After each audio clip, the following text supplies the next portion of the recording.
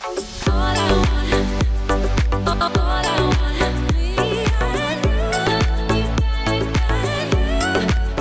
Friends, હું છું Nitaben cooking ચેનલથી. મારી ચેનલમાં ફ્રેન્ડ્સ તમારું ખૂબ ખૂબ સ્વાગત છે. આજે હું તમારી સાથે શેર કરવાની છું 4 જાતની આપણે ચટણી બનાવશું. તો એમાં ઢોસા માટે ખાવા માટેની આપણે નારિયેળની ચટણી, ટમેટાની ચટણી અને આપણે લીલી ચટણી બનાવશું, કોથમીર મરચાંની, અને સાથે આપણે લસણની ચટણી બનાવશું. આમ 4 જાતની ચટણી આજે આપણે બનાવવાના છીએ. પરંતુ ફ્રેન્ડ્સ, રેસીપી બનાવતા પહેલાં હજી સુધી તમે મારી ચેનલને સબસ્ક્રાઈબ નથી કર્યું તો સબસ્ક્રાઈબ કરી લેજો અને બેલ આઇકન પ્રેસ કરીને ઓલ સિલેક્ટ બટન પ્રેસ કરજો, જેથી મારી નવી રેસીપીના નોટિફિકેશન સૌથી પહેલાં તમને જોવા મળે. અને જો તમને મારી આ રેસીપીનો વિડીયો ગમતો હોય તો વિડીયોને લાઈક કરવાનું ને શેર કરવાનું ભૂલતા નહીં, અને નીચે કમેન્ટ બોક્સમાં કમેન્ટ કરવાનું ભૂલતા નહીં, કારણ કે જિંદગીનો દરેક દિવસ ખૂબસૂરત છે. તો હસતા જાઓ ને કમેન્ટ કરતા જાઓ. તો ચાલો બનાવીએ.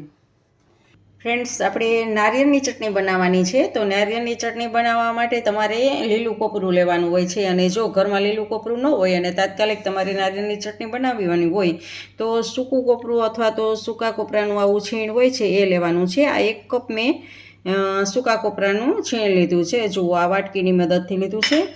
એમાં 2 તીખા મરચાં મેં એડ કરું છું કટકા કરીને, અને આટલો આદુનો ટુકડો છે એને આપણે નાનું નાનું કટ કરી લેશું.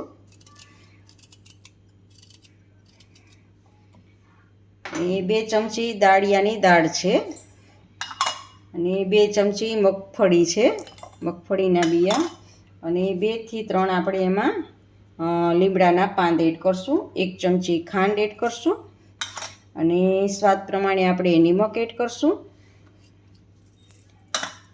અને 1 મોટી ચમચી આપણે એમાં દહીં એડ કરશું, અને થોડોક અડધી ચમચી જેટલો આપણે એમાં લીંબુનો રસ એડ કરશું. અને હવે આ બધાને આપણે મિક્સ કરવાનું છે. અને એક વખત આપણે મિક્સ કરીને જોઈએ, જો આપણે સૂકું કોપરું લીધું છે, ડ્રાય લાગે તો તમારે એમાં થોડુંક પાણી એડ કરી અને પાછું બીજી વખત મિક્સ કરવાનું છે. જુઓ ફ્રેન્ડ્સ, આપણે આ ડ્રાય છે એટલે આને આપણે ચાકાની મદદથી આવી રીતે આમ બધી બાજુથી ઉખેડી લેશું, અને એમાં હવે આપણે પાણી એડ કરશું, જેથી કરીને આપણું ઢીલું બને. થોડુંક આપણે પાણી એડ કરવાનું છે, અને પાછું આપણે મિક્સર જારમાં મિક્સ કરી લેવાનું છે. જુઓ ફ્રેન્ડ્સ, આપણી આ નારિયેળની ચટણી બનીને તૈયાર છે. હવે ફ્રેન્ડ્સ, આને આપણે આ તડકો લગાડવાનો છે. તો તડકો લગાડવા માટે આપણે તેલ ગરમ કરીએ.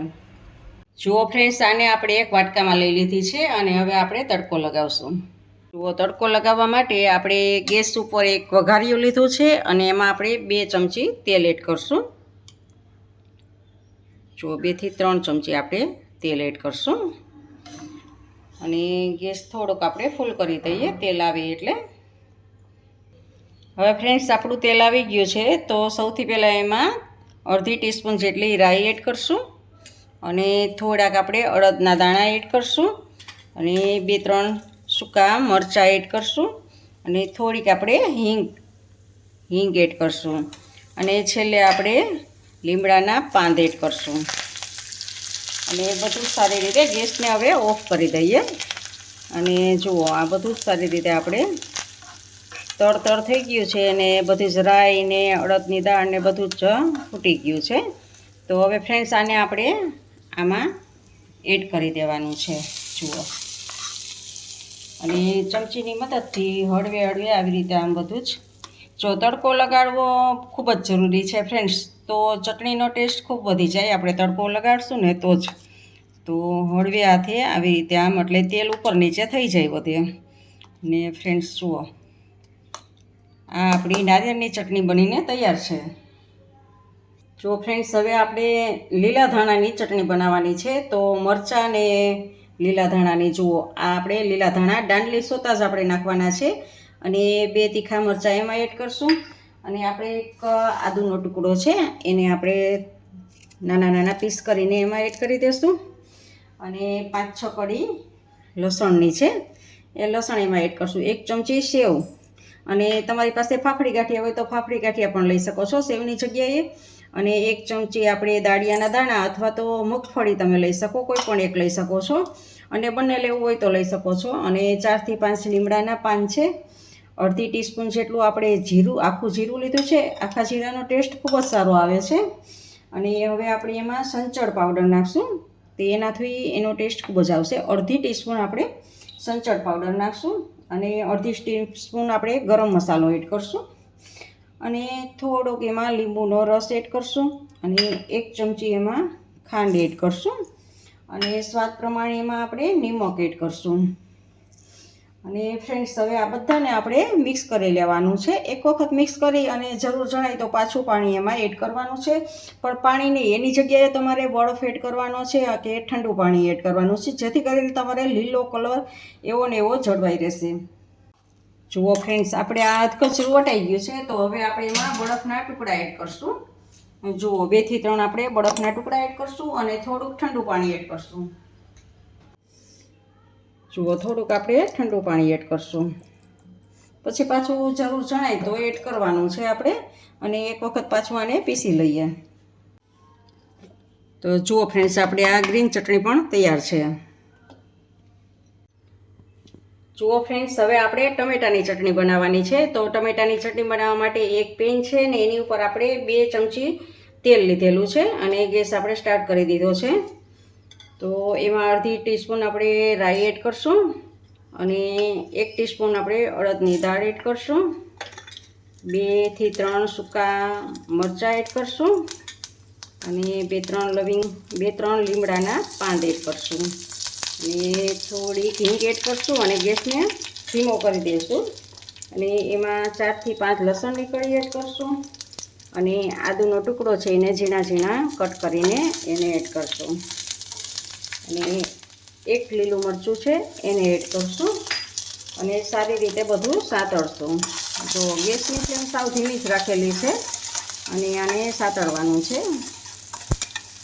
જો આપણું સતળાય છે અને હવે આપણે આ 2 મીડિયમ સાઇઝના ટમેટાં કાપેલા છે એ ટમેટાને એમાં એડ કરશું અને ટમેટાને આપણે આવી રીતે આમ સાતળશું અને ટમેટાં આપણા સોફ્ટ થાય ત્યાં સુધી આપણે કૂક કરવાનું છે. તો ફ્રેન્ડ્સ, આપણા ટમેટાં 50% કૂક થઈ ગયા છે, તો હવે આપણે ગેસને ઓફ કરી દઈએ અને આને આપણે ઠંડા થવા દઈએ, પછી આપણે મિક્સર જારમાં મિક્સ કરીએ. તો ફ્રેન્ડ્સ, હવે આપણું આ મિશ્રણ ઠંડુ થઈ ગયું છે, તો એને આપણે એક મિક્સર બાઉલમાં લઈ લેવાનું છે અને આને આપણે ગ્રાઇન્ડ કરી લેવાનું છે.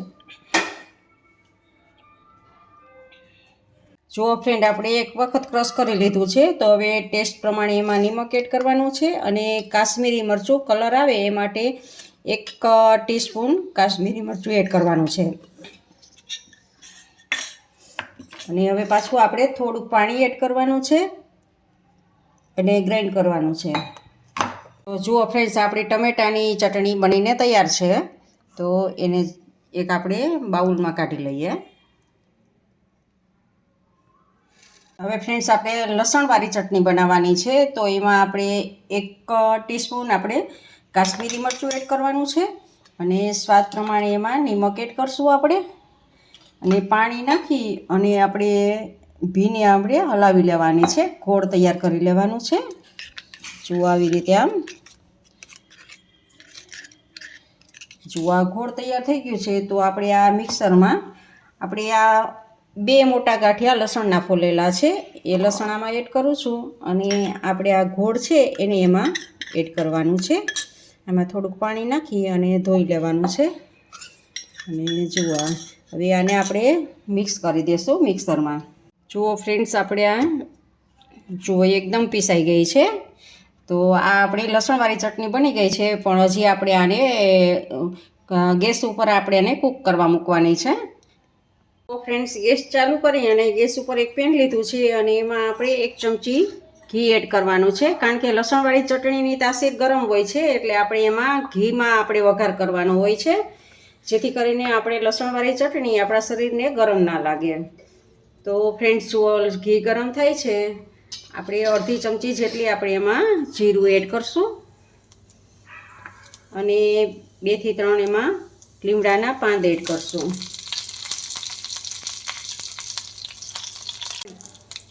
હવે ગેસ ધીમો કરી દેવાનો છે અને હિંગ એડ કરી અને આ તરત જ આપણે આ ચટણીને એમાં એડ કરવાની છે. અને જુઓ ફ્રેન્ડ્સ, આવી રીતે આનો કાચો સ્વાદ લસણનો ના રહે ત્યાં સુધી આપણે આને આમ કૂક થવા દેવાની છે. અને પાણીનો ભાગ છે એ બળી જાય ત્યાં સુધી. અને એવી રીતે કરશો તો 7-8 દિવસ માટે એવી ને એવી રહેશે. બહાર તમારે ફ્રીજમાં પણ જરૂર નહીં પડે, બહાર જ એવી ને એવી રહેશે. જુઓ ફ્રેન્ડ્સ, તો જુઓ ફ્રેન્ડ્સ, આપણી આ લસણવાળી ચટણી બની ગઈ છે. તો આપણે ગેસને ઓફ કરી દેવાનો છે અને એક બાઉલમાં કાઢી લેશું આને. તો જુઓ ફ્રેન્ડ્સ, આપણી આ લસણવાળી ચટણી પણ તૈયાર છે.